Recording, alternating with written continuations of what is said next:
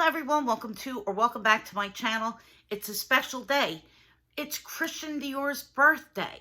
And Eva from Fuchsia Floyd, myself, Winnie BLV, Yota from Yota Style, and last but never least, Cami from Cami's Closet are all doing this collab in celebration of Christian Dior, the one and only. So for some background information for people who don't know about Christian Dior himself, he was a real person. He was born in 1905 and he was born to a wealthy family. They thought that he was going to be a diplomat or wanted him to become a diplomat, but he was more interested in art. And he was given some money as a young person to start an art gallery. So he did run a small art gallery. And then in 1937, he went to work for Robert Piget, who was a designer at that time. And the House of Piget and Robert Piget is very well known still for their fragrances. In fact, one of my favorite all-time fragrances is Fracas. And that comes from Robert Piget, which was actually invented in 1948. So anyway, he worked at Piget. He also worked there with Balmain, and under his tutelage, he learned all the tricks of the trade of the fashion industry. He went off to the war and had to leave the job, and after World War II, he went back to France and he started his own fashion house in 1946. So that's actually the founding of Christian Dior. His first collection was in 1947, and that's the collection that was dubbed the New Look. And it was basically a celebration of the war was over, and they had access to lots of fabric. There were no limits put to the amount of fabric that you could use because all of the sanctions were over, and he just kind of went crazy, and he created this very feminine, very ultra voluptuous silhouette with a broader top, a very cinched in waist, and a very voluminous look on the bottom that was very, very full. And that full skirted look carried into the 60s. So it was considered really revolutionary at the time because women's dresses till then were not quite as feminine, and of course they had a more narrow silhouette because of the war. And if you ever look at fashion from the 40s, you'll see a lot of pencil skirts, a lot of very broad shoulders, and Dior kind of scaled that down a little bit, but with a very exaggerated waist and a really feminine form. Unfortunately, Mr. Dior died in 1957. He had a massive heart attack, and then who took over at that time? Yves Saint Laurent, who started working under Dior when he was only 19 years old. And since that time, there have been other people who have managed the House of Dior and have overseen and been creative director, like John Gallianos and Gianfranco Ferré. Gallianos was at the helm when they designed the Lady Dior bag for Princess Diana and stayed until, I think it was 2010, I think. But anyway, as far as Dior, his legacy, of course, carries on. And you know, there is a very wide range of products ranging from home products to beauty to bags, accessories, etc., etc. So I want to share with you some pieces from my Dior collection. I've had a few other bags in the past that were Dior, and I sold both of them. One was an oblique pattern, very vintage envelope clutch, that I thrifted for $1. Yes, $1. And I kept it for a while, but it was a very flat clutch, and I found that it was a little bit awkward to put things in. And it was in beautiful condition. It was an ivory color, and of course the ivory had darkened a little bit from just the age of it. I guess my pouch must have been from the early 80s, and in the early 2000s I sold it. I also came into possession at a flea market, a high-end flea market though, a small oblique bag from early 90s. It was a beautiful bag, but unfortunately had some corner wear which I would have lived with, but the strap broke, and I was debating whether I wanted to send it to leather surgeons or if I wanted to just sell the bag, and I wound up selling the bag. And of course, the oblique pattern is back, and it's very in style. I've in the past owned Dior lingerie, nightgowns, bras, panties, because they did make those, and they were available at Marshall's, believe it or not, or TJ Maxx back in the early 90s. So it's been a very diverse line. I had a card holder, a very flat canage card holder. I sold that. I had a wallet that I bought for my mom that was missing the Dior charms, and I still have that somewhere, but it needs to be refurbished a bit. But I never really got into Dior as much as I did with other brands. But now I'm starting to appreciate the designs a lot more, and I'm starting to enjoy more than just the cosmetics, which is going to bring me to the unboxing that I'm going to do in a minute. So first, of course, I have my Lady Dior. And this is the vintage Lady Dior. It's a nylon canage. This was the very first issue of the nylon bags, not the first Dior. This bag was released in 1997. And you can see, look at the hardware. I mean, you have to appreciate, I don't know what this hardware is made from, but the hardware has never turned. Look at that. And the bag itself is in really good condition, but this is the only bag that I do keep a bag organizer in. And if you could see, I have the organizers that you would use for a Louis Vuitton Neo Noe, because this bag has 2 compartments. So I do use those in this bag to give it structure. It's a soft bag, but it's lost some of its structure, and it kind of puddles without the bag organizers. But I just love it. I mean, this is gorgeous. It's absolutely gorgeous. And I got such an incredible deal on this bag. I paid under $700. And that was maybe 2 years ago. Maybe a little bit more. Well, no, I guess it was 2021. So a little bit more than a year and a half. And I just love it. I also have these very vintage Dior earrings.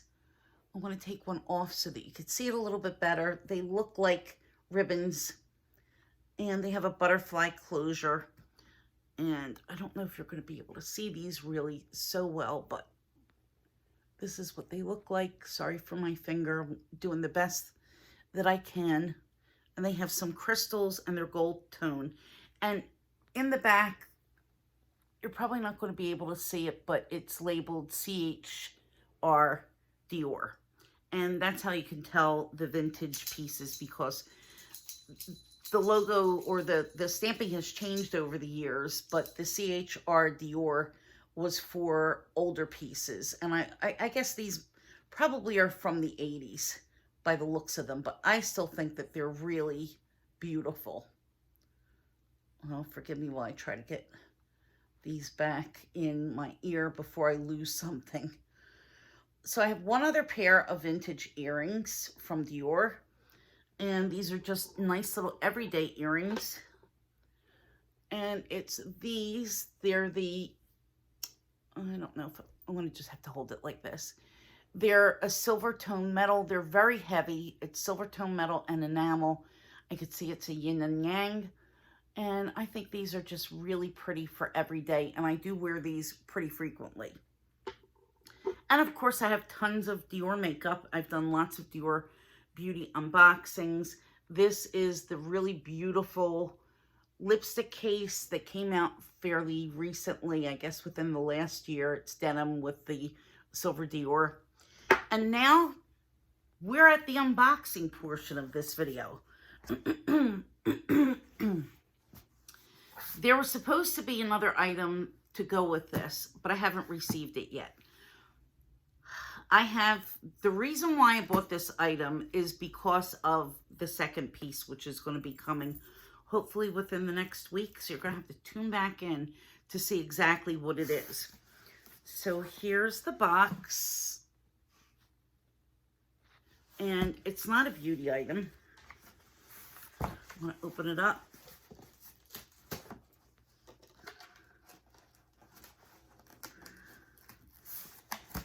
And it actually came to me with some of the tape, the paper tape kind of broken.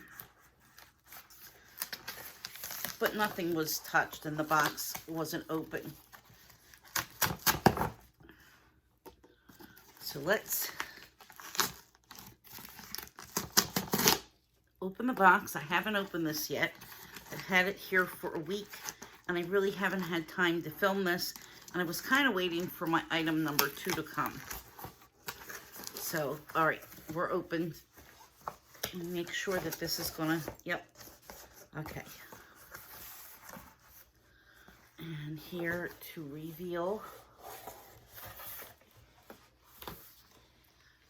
this is holiday packaging. And honestly, it looks like the holiday packaging from last year. Interesting. Oh, and I have a little star charm. Must be this year's though. I don't think that they would send old wrapping. So let's take this out. Let's appreciate this gorgeous box, because this box truly is phenomenal.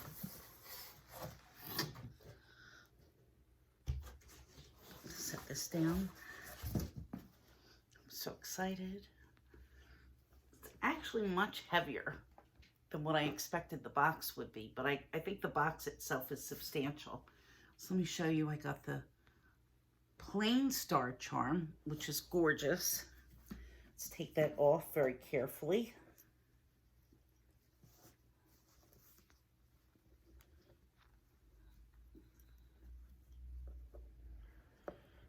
And the charm says Dior.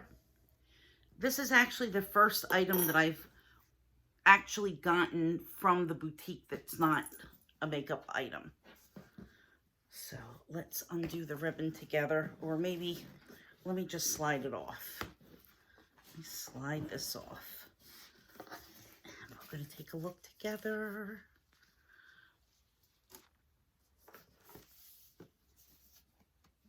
Opens from here.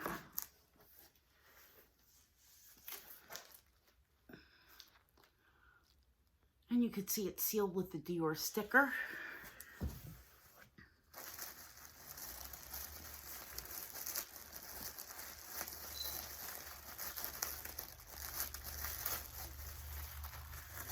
So excited. Oh. Number 2 step. Here is my item. Any guesses what the item is? Put the box down. Oh my. Oh, oh, oh, oh. Let's see together. Oh.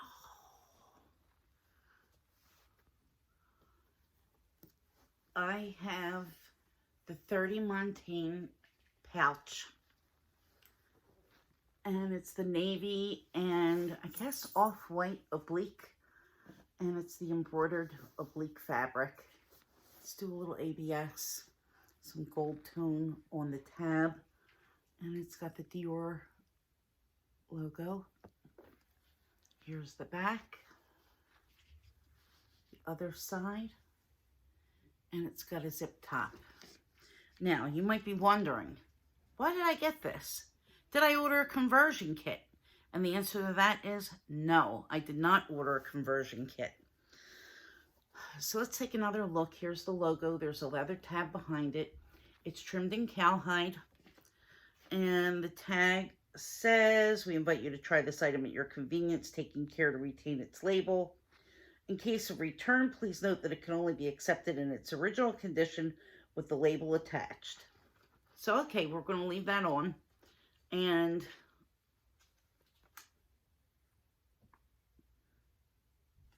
just says blue multicolor here. But no, I don't have a conversion kit coming. I have something else that's even better. I'm going to take the paper out now. I don't anticipate that there's going to be any problems. This comes with a strap that you could attach to the inside of a book tote. And I imagine you could attach this to the inside of a Neverfull if you wanted to. And, you know, just kind of disengage this and loop it through. Or you could even use it as a key keeper if you have a keychain. It's got a textile lining. There's a slip pocket here. Again, I apologize because it's dark in the bag and it makes it a little bit difficult to see, but you have a slip pocket and then you have a pocket here with 3 card slots. 1, 2, and then 3 in the back. There's space right behind the last card holder for you to put a card if you wanted. And there's a card here. This is just the certificate that comes with it. And that's it. I have to say, she's beautiful. She is beautiful. And when you see the plans that I have for her, you're going to say, I want one of those too. I understand that these are a little bit difficult to get. It's about the same size as the Louis Vuitton toiletry. I think it's a little bit higher. And I think it might be a very, very little bit wider than the toiletry. But it's basically the same shape. Gucci has a pouch very similar to this in the same shape. So, you know, they didn't invent the wheel when it comes to this type of a pouch. But this is not marketed as a cosmetic pouch. This is marketed as a clutch. And it's got the card slots there, which, you know, show that it's meant to be carried and to be used for bringing out of the house and taking with you to places. I'm not a big fan of converting these toiletries into shoulder bags or anything, which is why I didn't get a conversion kit. Again, I got something else and you'll have to wait and see what it is. But I just love this. Another reason why well, first of all, when I saw it, boys, they're wrestling so hard. Another reason why I didn't want to get the conversion kit and bought what I bought is because my experience with this oblique fabric, even though it's beautiful, it does have a tendency to wear. If you rub it against anything for too long, it's going to pull. It does pull. It has pulled. And you really need to be very careful with it and watch what you wear it with and what you're going to have it against. So that's one thing to be aware of when it comes to the oblique fabric. But I just absolutely adore this. And I know I'm going to be using this very, very often once I get what I bought to go with it. Again, I'll say. So I'm just very pleased. I'm going to be taking the tag off of this. Again, this is a tag from Dior. And they're not going to accept it unless it comes back in its original form. Louis Vuitton does not do that. They don't put anything on it when they send you anything in a box. They just throw it in the dust bag and that's all. But I guess Dior is afraid that they're going to be getting a copy back. So, I mean, this is just, it's beautiful. So let me know what you think. What are your thoughts about Christian Dior? And what pieces do you have and what pieces do you love? Do you think that this is a brand that you are interested in? And what pieces would you be wanting to get in the next year? I would love to know because I have a few that I would like to add as well. But I will talk about that in another video. So please go over and watch all the other girls. They're going to be linked below. I'll have their videos in the description box. So go over, see what they have because we're all doing something a little bit different, but everything in celebration of Dior. And if this is your first time here, hit that subscribe button. And of course, give me a like and hit that notification bell. And the next time I upload, you will be the first to know. So thank you so much. Happy birthday, Mr. Dior. And I will see you all later. Bye.